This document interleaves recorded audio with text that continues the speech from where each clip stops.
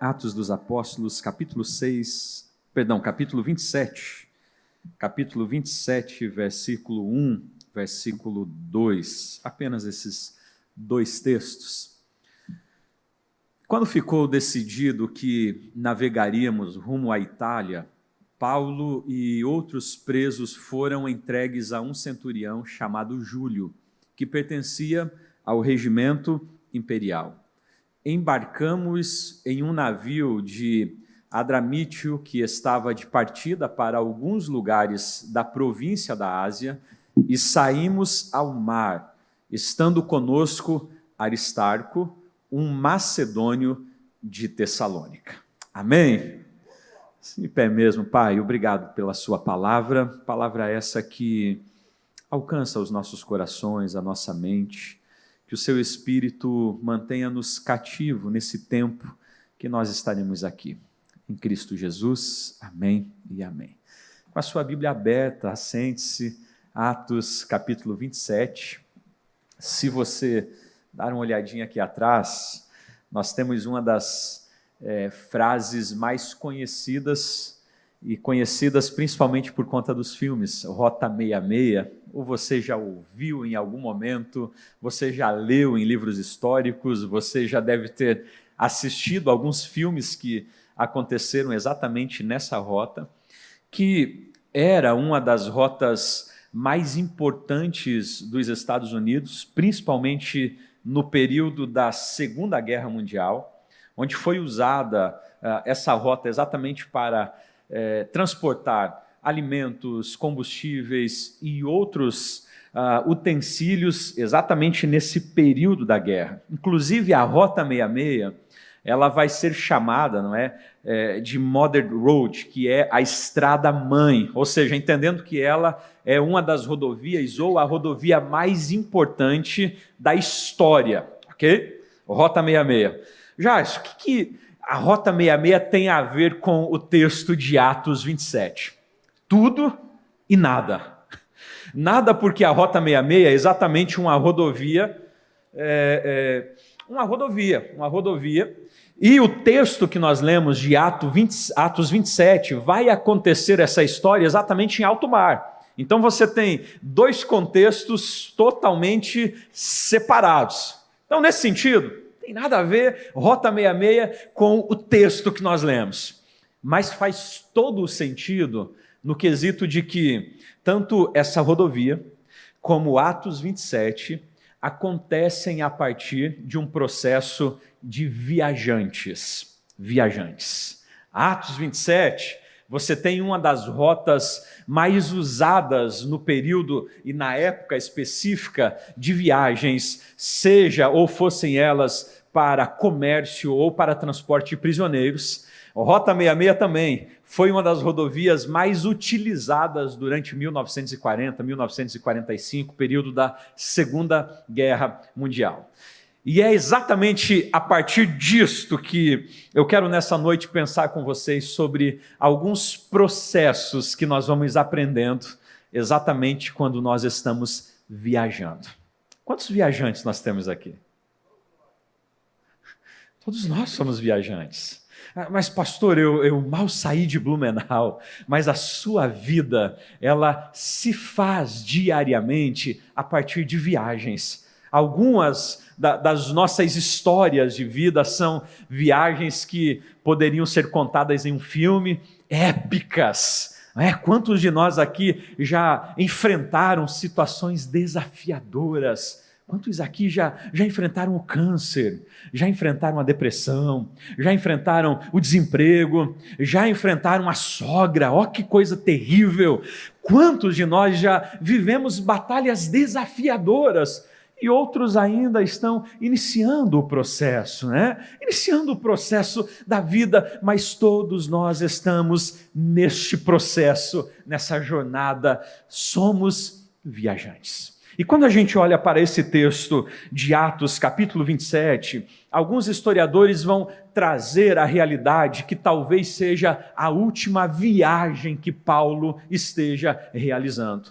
A viagem que ele tanto vai sonhar e descrever pelo menos 8 vezes ao longo das suas andanças, ele fala sobre o desejo de estar em Roma. Só que Paulo não imaginava que iria a Roma como prisioneiro. Então, Atos 27 é exatamente o último capítulo deste livro e vai trazer a nós uma verdade ou algumas verdades importantíssimas sobre o processo de um viajante chamado Paulo. Eu quero te convidar a acompanhar comigo alguns textos e algumas lições que Paulo vai nos ensinando ao longo desta viagem que ele vai realizar com mais ou menos 276 pessoas, dentre elas alguns prisioneiros e alguns soldados. Olhe comigo o versículo 1. Versículo 1. Nós lemos aqui e ele traz uma importante informação. Lucas está realizando essa narrativa e ele vai dizer o seguinte: quando ficou decidido que navegaríamos para a Itália, Paulo e alguns outros presos foram entregues a um centurião chamado Júlio. Aqui esse texto está falando exatamente sobre Paulo, o apóstolo dos gentios. Aquele homem que viveu experiências incríveis com Cristo ao longo do seu ministério. Aquele que foi encontrado pelo próprio Senhor no caminho de Damasco. Exatamente aquele que, durante as suas peregrinações, forma líderes, planta igrejas. Através do seu ministério, pessoas são curadas, ressurreições acontecem. Paulo é exatamente essa figura proeminente que todo o Oriente vai conhecer a partir de uma cabeça intelectualmente pensante, que conseguia se comunicar com judeus e gentios. Agora, Lucas, na narrativa desse texto, informa-nos que Paulo estava preso. E estava agora a caminho de Roma para enfrentar o julgamento este que, segundo os historiadores, Paulo não escaparia com vida. Como Paulo? Paulo preso? Sim. Qual o crime de Paulo? E aí o crime de Paulo é exatamente obediência a Cristo. Quando nós olhamos para toda a jornada de Paulo, para a vida de Paulo, a gente vai perceber que o apóstolo das letras, o apóstolo dos gentios, ele comete um crime de viver uma vida em perfeita obediência a Cristo. O crime de Paulo é exatamente este: a vida de obediência a Cristo o leva à prisão. E aí deixa eu fazer um destaque aqui a você. Esta é uma realidade que contraria de maneira muito direta a filosofia cristã do presente século. A filosofia cristã do presente século vai de maneira muito ampla dizer que a minha e a sua obediência a Cristo nos levará a lugares de glória. Sim ou não? A filosofia do presente século vai dizer: obedeça a Cristo e você então viverá uma vida de holofotes.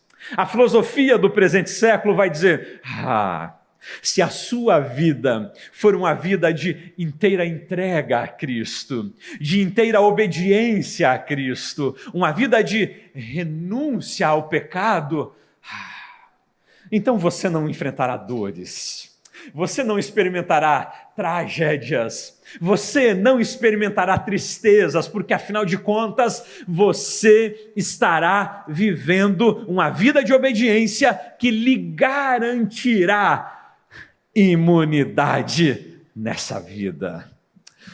Só que isso é uma grande mentira. É verdade que existem inúmeros relatos de homens e mulheres que, por viverem uma vida em obediência ao Senhor, foram honrados. É verdade. A gente olha para a vida de José, e José, ao viver em obediência ao Senhor, no final da sua vida, de escravo, está como governador do Egito. A gente olha para a vida de Daniel e percebe que, ao viver uma vida de obediência ao Senhor, ele também vai ser honrado no Império Babilônico. Só que, queridos, quando nós lemos as Escrituras com um olhar acurado, você vai perceber que, na grande maioria das vezes, homens e mulheres que decidiram viver uma vida em obediência a Cristo, receberam como recompensa nessa vida dor, sofrimento, perseguição, tragédias, açoites, calúnias, e a lista segue. Dietrich Bonhoeffer, teólogo, pastor, que viveu no período de 1940 a 1945, um dos pastores que fez frente ao nazismo alemão da época, um pastor alemão, e foi um dos únicos pastores que na época não fez aliança com o sistema nazista, é preso, torturado, enviado para um dos campos de concentração em Flossenburg, em 9 de abril de 1945, ele é executado. Qual o crime? Crime de obediência a Cristo. O que eu venho dizer a você, iniciando essa ministração, é que uma vida de obediência a Cristo pode ser perigosa. Pastor, como é que é? Exatamente isso, uma vida de obediência às Escrituras sagradas. Pode ser uma vida que vai te levar a chacotas na empresa, pode ser uma vida que vai te levar a ser questionado na faculdade, a ser questionado entre os seus vizinhos, a ser questionado entre os seus familiares, mas há uma certeza, que mesmo vivendo uma vida em obediência e recebendo tragédias neste tempo, eu tenho a certeza que estou sendo aprovado pelo Senhor. Paulo, mesmo recebendo como recompensa a prisão, sendo levado a Roma como prisioneiro e provavelmente não escapando com vida, mas estava recebendo a aprovação dos céus. O texto inicia nos dizendo, o apóstolo dos gentios, o homem com uma vida de obediência ao Senhor, que resolve recusar as honrarias do farisaísmo, que resolve recusar a glória do farisaísmo, sim, é preso, é morto, mas está recebendo a aprovação divina. Agora olha a sequência do texto, versículo 3. Versículo 3 chama muita atenção. No dia seguinte, ancoramos em Sidom, e Júlio, não esse que está entre nós, e Júlio, num gesto de bondade para com Paulo, olha o que o texto vai dizer, permitiu-lhe que fosse ao encontro dos seus inimigos, isso, dos seus amigos, para que estes suprissem as suas necessidades.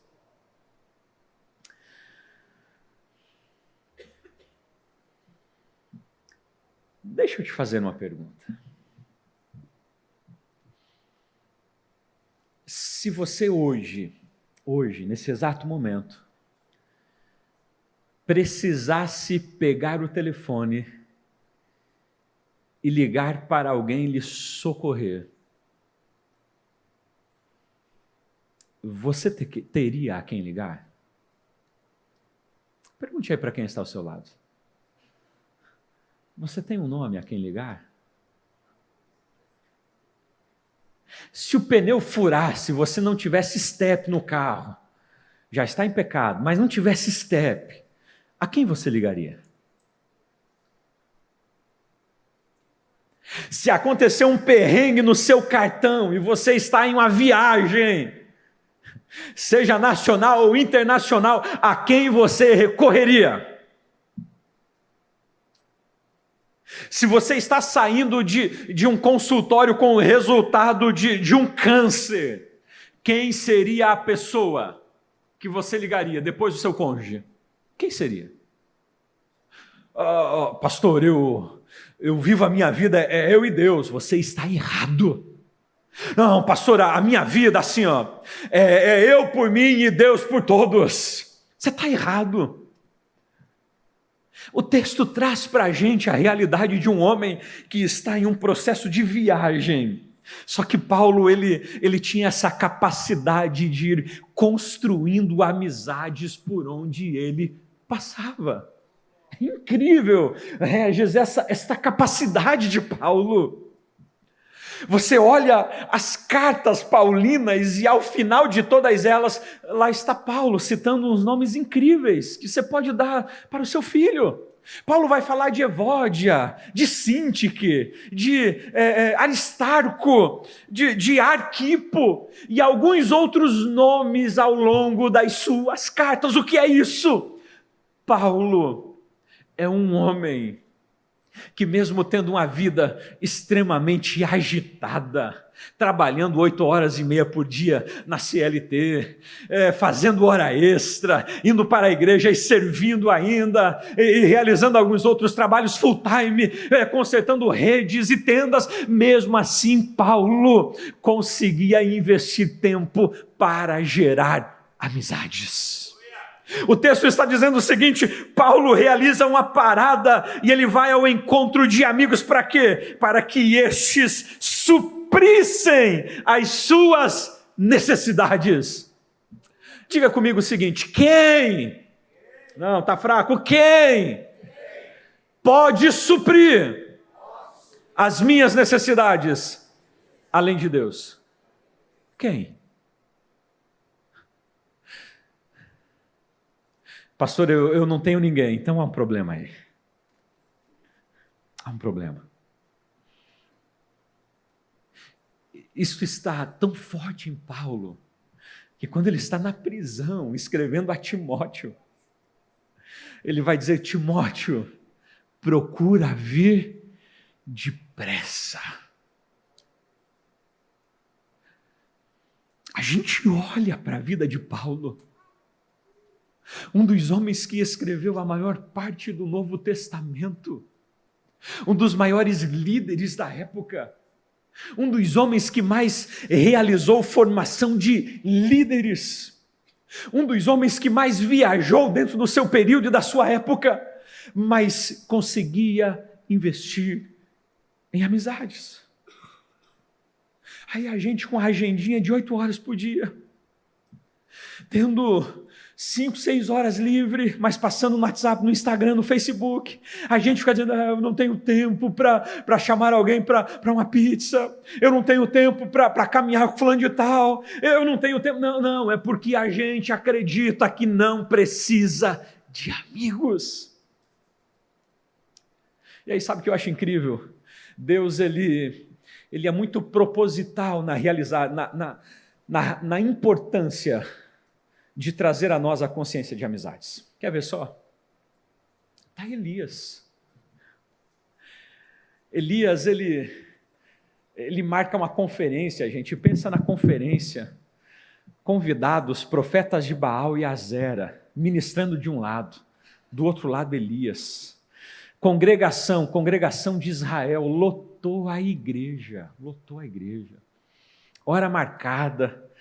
Galera entrou, porta fechada, e aí os profetas de Baal começaram a ministrar, profetas de Azera a ministrar, e você conhece a história.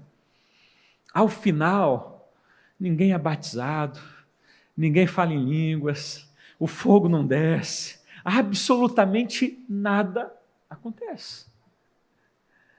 Elias assume o púlpito, a tribuna, o microfone, fogo desce.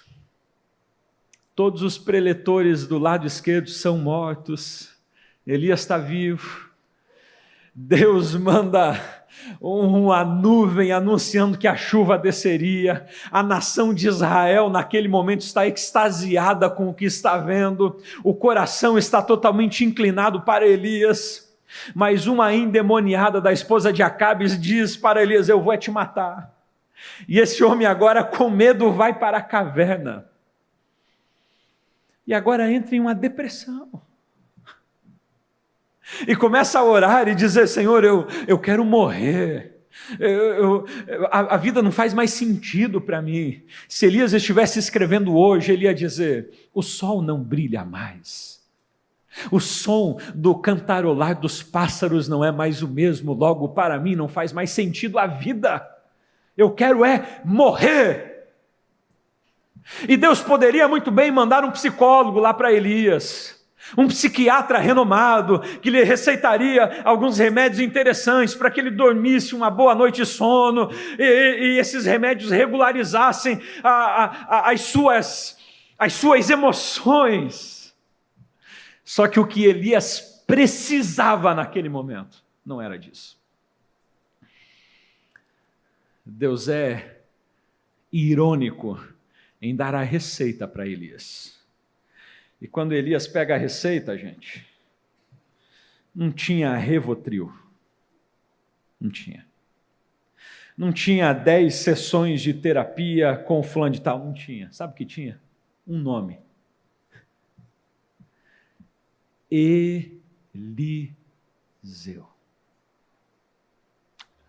O que Deus estava dizendo a Elias era o seguinte: o problema da sua depressão é solidão. E solidão não se cura com remédios, se cura com companhia. E entenda, eu não estou dizendo que todas as depressões se mostram dessa maneira. Não, existem depressões e estágios dela que de fato é apenas medicamentos para tratá-la. Mas muitas das nossas crises de ansiedade, muitas das nossas crises existenciais é porque não há alguém ao nosso lado para que a gente compartilhe a vida. É Deus olhando para Adão, e eu gosto de lembrar desse texto quando eu falo sobre isso. Adão está onde, gente? No jardim do Éden. Qual é o problema que Adão tem? Nenhum. Não tem boleto, não tem Nubank para ele se preocupar, não tem banco para ligar cobrando ele, não tem o infeliz da TIM para ficar ligando dizendo que esqueceu de pagar no dia anterior, não tem absolutamente nada disso. Não tem colesterol, não tem triglicerídeos, não tem. Não tem artrite, reumatismo, não tem, gente. Ele está no jardim do Éden. Os animaizinhos ali, e ele dando nome aos animais, esse aqui tem cara de leão, vai se chamar leão, e todo esse processo acontecendo, ele se relacionando com Deus. Precisa de mais alguma coisa? Tem Deus, tem natureza, tem árvores que produzem frutos por todo lado. Só que o texto diz que Deus olha e diz: não é bom que o homem esteja só. O que é isso? Adão precisava de alguém como ele para se relacionar. Entenda isso, nesse processo, nessa viagem que nós realizamos, nós precisamos de amigos. Quantos estão entendendo? Então assim, olha aí para quem está do seu lado, talvez é esse, que 2025, você precisa convidar ele para ir na sua casa, comer um churrasco, nem que seja um café, gente, apenas um café, um chimarrão, não quer levar ele lá, começa convidando ele para caminhar no Ramiro, mas eu e você precisamos construir amizades. Quantos estão entendendo? Amém? Vamos na sequência, olha a sequência, olhe o versículo 22. Versículo 21 e 20. O texto vai dizer que uma grande tempestade alcança essa embarcação. Uma grande tempestade. Se você ler o capítulo 27, você vai encontrar Paulo aconselhando o capitão e os tripulantes de que eles não deveriam viajar. Eles estavam em bons portos. E Paulo vai dizer a eles: vamos ficar aqui e esperar o inverno passar. Mas o capitão queria exatamente parar no porto de Creta. Segundo historiadores, o porto de Creta era um porto ideal para você parar no inverno, porque havia ali bebidas, havia mulheres, e dessa forma eles se divertiriam, entre aspas. Então o capitão resolve seguir. Paulo está dizendo, vamos ficar aqui em bons portos, mas o capitão está dizendo, Paulo, você entende, é de Antigo Testamento, de Bíblia, de mar, quem entende sou eu, e a gente vai seguir para o porto de Creta. Só que quando eles começam a viagem, o texto diz que um vento, um euroaquilão, acaba vindo de encontro a essa embarcação e agora eles não têm mais domínio sobre aquela rota. O capitão perde completamente o domínio e eles estão à deriva. Hernandes Dias Lopes vai dizer que o mar se torna um monstro indomável naquele momento. O navio é jogado de um lado para o outro e aquela era uma das rotas conhecidas como cemitério de navios, porque muitas embarcações haviam naufragado ali. Agora preste atenção no seguinte, diante deste cenário, preste atenção, Paulo está ali, está viajando com todos aqueles homens, prisioneiros, soldados, o capitão. A embarcação agora está vivendo uma situação caótica. A qualquer momento, vão naufragar. A postura de Paulo, Juan, poderia ser muito bem a seguinte: não avisei vocês? Eu não sei você, mas talvez os homens que estão aqui já viveram essa experiência. Você decide fazer algo, e aí você está conversando com a sua esposa, e ela diz, não, meu bem, veja bem, não faça isso, porque, e aí ela vai dando os argumentos, mas você entende que precisa fazer, e aí faz, e não dá certo. Aí provavelmente você já ouviu, eu não falei? Eu não falei? Paulo provavelmente poderia assumir essa postura diante do capitão e dizer, avisei vocês sobre isso, a proposta era para a gente ficar em bons portos e não vir ao porto de Creta, eu falei, agora vão morrer tudo, afinal de contas são ímpios, eu sou cristão, eu não vou nem precisar chegar a Roma e ir a julgamento, afinal de contas eu vou estar nos braços do Pai e vocês do capeta, porque eu avisei. Mas Paulo não toma essa postura. Olha o versículo 22, Paulo vai chamar a atenção daquela tripulação e ele vai dizer o seguinte, mas agora eu recomendo-lhes que tenham coragem, pois nenhum de vocês perderá a vida, apenas o navio será destruído. Gente, isso é só para quem é crente. Essa é uma postura exatamente para quem é crente. Você aconselha, a pessoa não ouve o conselho, quebra a cara, e aí quando volta, a vontade é dizer, o infeliz, eu te aconselhei para não fazer. Pois é, mas aí a gente olha para Paulo, e Paulo está dizendo o seguinte, rapaz, eu até dei um aviso para você, você não ouviu, mas assim, eu tenho uma palavra de esperança, vocês não morrerão. Sabe? Como a gente reage diante dessas situações? E aí eu tenho aqui pelo menos duas questões para a gente pensar. Paulo, ele olha, a situação é caótica, não há luz no céu, a escuridão, as ondas estão arrebentando-se contra a embarcação, e Paulo está olhando para os tripulantes e dizendo, ninguém vai morrer, tenham coragem. Diante de uma situação caótica, Paulo está com a postura de confiança. Então veja, a primeira questão aqui, como eu e você enfrentamos as adversidades da vida? Culto de ensino, culto de terça. Pergunte aí para esse irmão, como você enfrenta as adversidades da vida? Vai lá, pergunte para ele. Juan, me ajuda aí. Pastor, gente, existe crente que até com todas as possibilidades favoráveis, ele é negativista.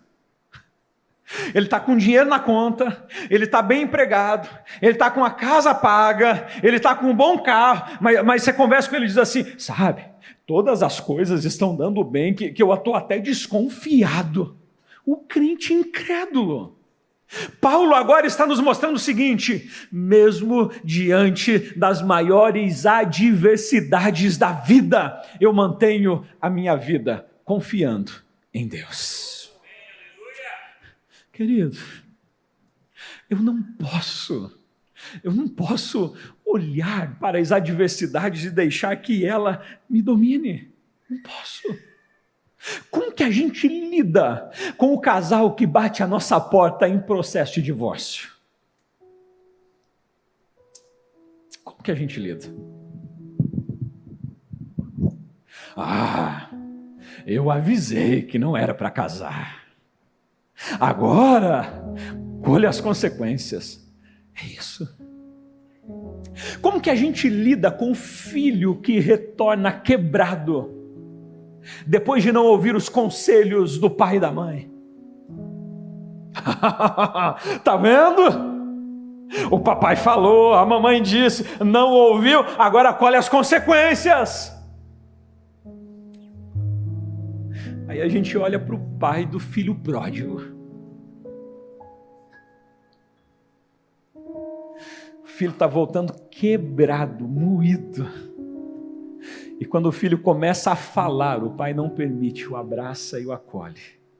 Porque o pai entendeu o estado em que ele estava. E ali não era um estado de dar sermão, mas de acolhimento.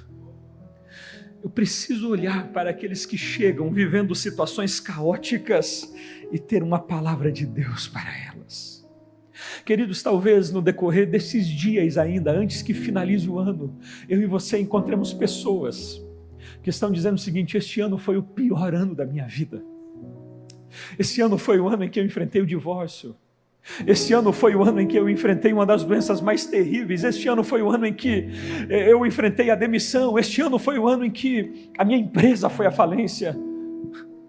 A minha, a sua palavra precisa ser uma palavra de esperança. Este ano pode ter sido difícil, mas 2025 há um período de esperança de Deus para a sua vida. Não sei, talvez você chegou aqui assim.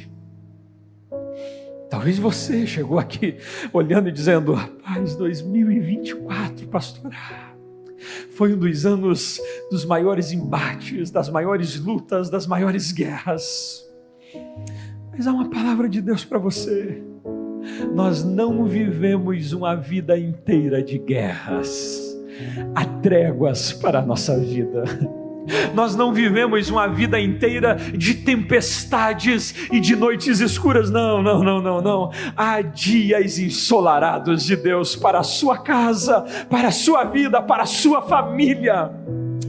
Paulo está olhando, está dizendo o seguinte, a paz. Pastor, mas eu não consigo ver isso. Como que Paulo conseguia? Há um motivo. Versículo seguinte, Paulo vai dizer a eles, um anjo do Senhor apareceu a mim e me disse. Olha que interessante. Se Paulo realizasse a análise apenas pelo que ele estava vendo, Paulo então entenderia que não passariam daquela noite. As ondas, os ventos, a tempestade, não se via a terra.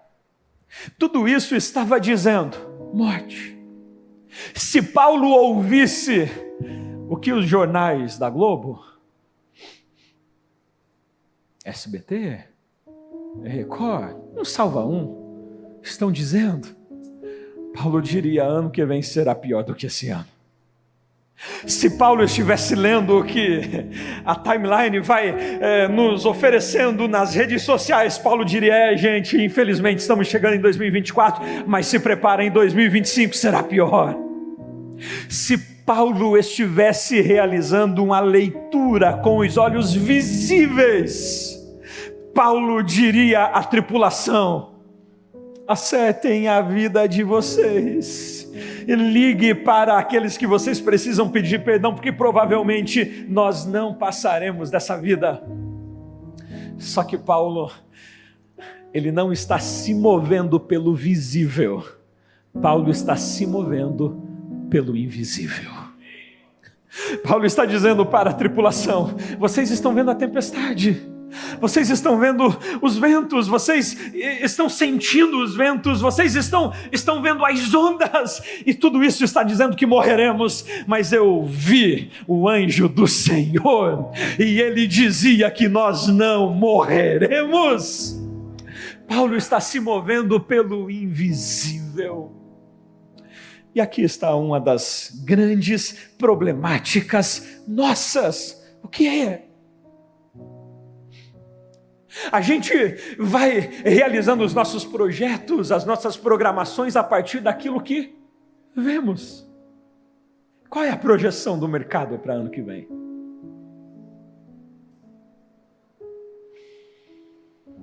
Devo ter filhos em todo o contexto que vivo? Não.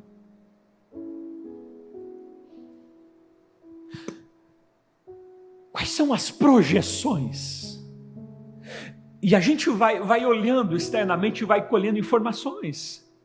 E aí conversa com alguém que é da área de finanças, e ele diz: rapaz, ano que vem, com esse ministro aí, só Jesus, só Jesus, só Jesus, só Jesus. Aí você vai e conversa com alguém que é de outra área, e nós vamos percebendo que os dados, as estatísticas, não são das melhores.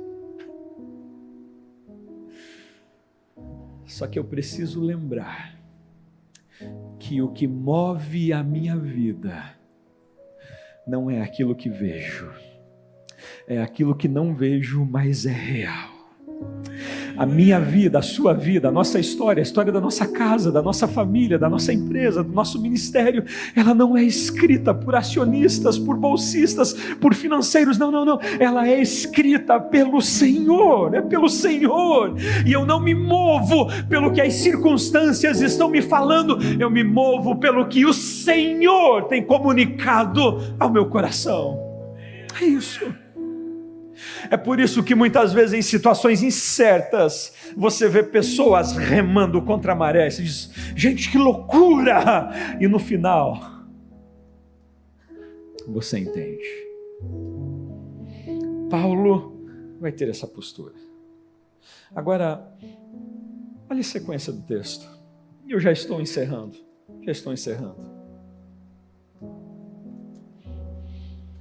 Versículo 33, versículo 34.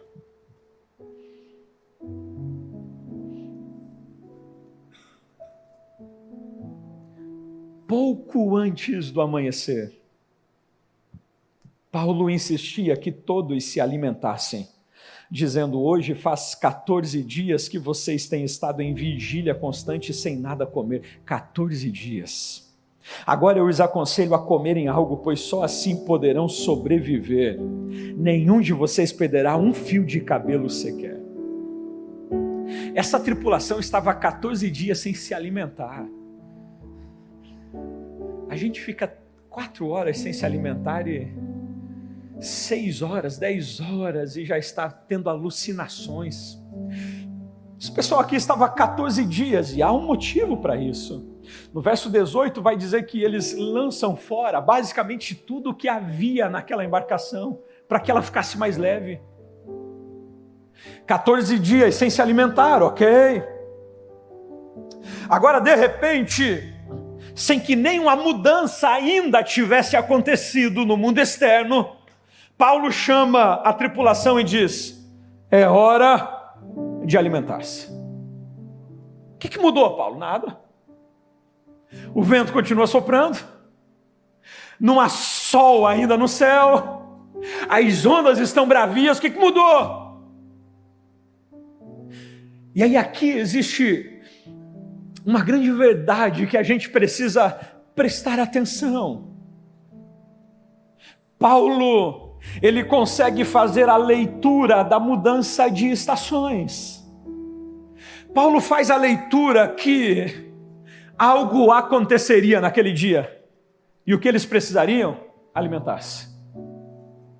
E porque Paulo faz a leitura de uma mudança de estação, ele consegue antever a ação e salvar a vida de muitos que ali estavam. Paulo está dizendo: se vocês não comerem, não terão forças para nadar até a praia. Que praia, Paulo? Calma, que eu estou me movendo pelo invisível. Gente, Paulo, ele consegue fazer a leitura de uma mudança radical que aconteceria. O que isso traz para a gente de ensino? Preste atenção. A gente precisa, eu já te convido a ficar de pé, fique de pé. A gente precisa estar conectado com o Senhor para perceber as mudanças que preciso realizar ou que precisamos realizar ao longo da vida. Se eu não conseguir ler as estações em que eu estou me movimentando e entrando, eu posso continuar apegado a realidades pelas quais eu deveria abrir mão.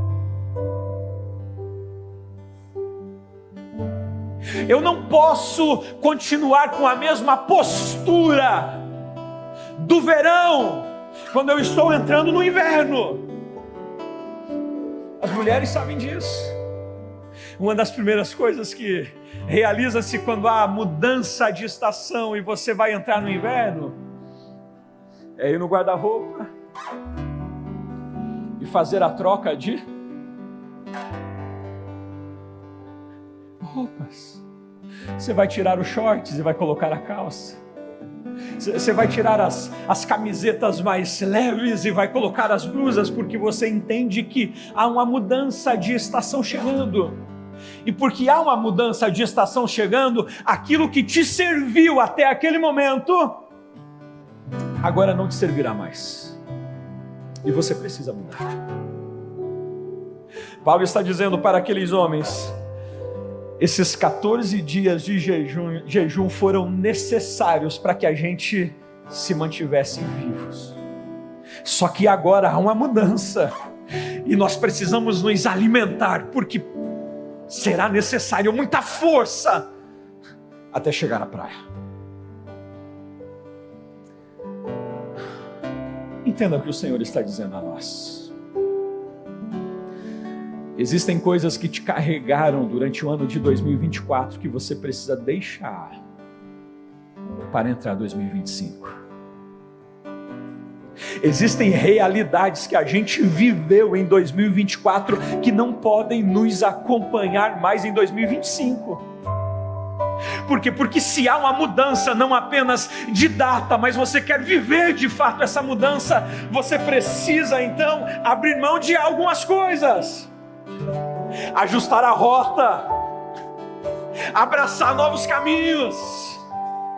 Passou 2024, foi um ano em que eu me dediquei ao físico, eu cuidei do físico, eu fui nutricionista, eu fui na academia, eu cuidei, ok, continue cuidando. Mas talvez é um ano de você dar uma atenção maior à sua vida espiritual. Pastor, esse ano de 2024 eu consegui vir um culto por semana, glória a Deus, aleluia. Mas talvez 2025 seja um ano de você rever os seus propósitos. Talvez seja o ano que você precisa orar mais pela sua casa. A gente já viveu isso. Você finaliza um ano dizendo: Senhor, obrigado, até aqui nos ajudou o Senhor. A minha casa foi de vento em polpa esse ano, glória a Deus, aleluia. Mas talvez uma estação comece a mudar e eu preciso entender que, esse é o ano que eu preciso dedicar a minha vida em oração pelos meus filhos. dedicar a minha vida em oração pela minha esposa, dedicar a minha vida em oração pelo meu esposo, pelo meu ministério. Por quê? Porque há uma mudança de estação, e se eu não realizar essa mudança, a estação chega e eu sofrerei. Feche seus olhos. O que você precisa mudar nesse ano? O que você precisa deixar e o que você precisa abraçar? A mudança em 2025 não é a passagem de 31 para 1º. São as mudanças que você realizará nesse processo. Fale com o Senhor. Fale com o Senhor.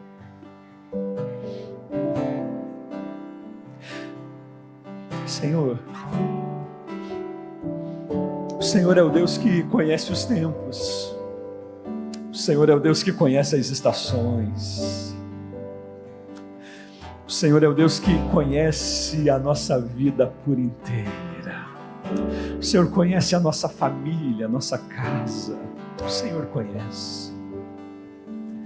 E o Senhor é o Deus que tem o domínio sobre todas as coisas, é verdade, Senhor, mas nós pedimos a Ti que o Seu Espírito nos ajude a discernir as estações que nós entraremos nesse novo ano. Nos ajude, Espírito Santo, a perceber as ações, as atitudes, os movimentos em que nós precisamos abandonar para abraçar coisas novas. Nos ajude, Senhor, a perceber aquilo que nós precisamos remodelar nesse novo ano. Talvez as amizades que precisam ser deixadas, os novos amigos que precisam ser trazidos, as atitudes que precisam ser abandonadas e os novos hábitos que precisam ser inseridos. Senhor, que o Seu Espírito, aleluia, que o Seu Espírito nos ajude a perceber essas mudanças. Espírito Santo, nos ajude, nos ajude. Nos ajude como Paulo a não se mover pelo visível. Senhor, eu não quero me mover pelo visível, porque se mover pelo visível é viver uma vida de inércia, é viver uma vida com poucos passos, com poucos avanços, é viver uma vida de medo, de mãos trêmulas, de joelhos cambaleando. Nos ajude, Senhor, a viver uma vida a partir do invisível, a partir daquilo que o Senhor revelará aos nossos corações, a partir daquilo que o Senhor já tem escrito para nós e para as nossas vidas. Espírito Santo, nos guie nessa viagem, nos guie nessa viagem. Abrace quem está ao seu lado, abrace quem está ao seu lado. E diga para ele, diga para ela: viva esta nova estação, viva as novas mudanças, deixe aquilo que você precisa deixar, mas me ajudou, pode não te ajudar mais, e abrace as novas mudanças.